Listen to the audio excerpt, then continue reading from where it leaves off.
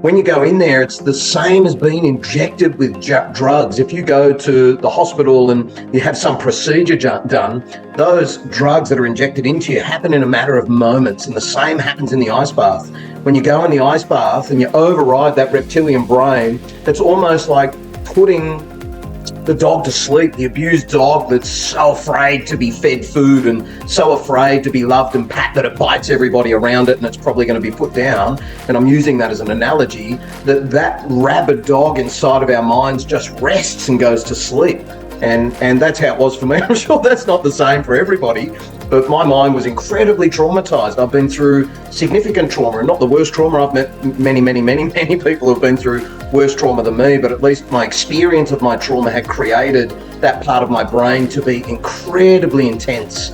And that's why I've been meditating for 20 years. That's why I'd studied hypnosis for 20 years. That's why I did breathwork for 20 years. And that's why I got into the ice baths, was because I wanted to tame that animal. I wanted to tame that reptilian brain. And that reptilian brain is only looking for what it needs to protect itself from, what it needs to run from, and where it can find pleasure. And we can get stuck in that part of our brains. So what that's called is sympathetic dominance.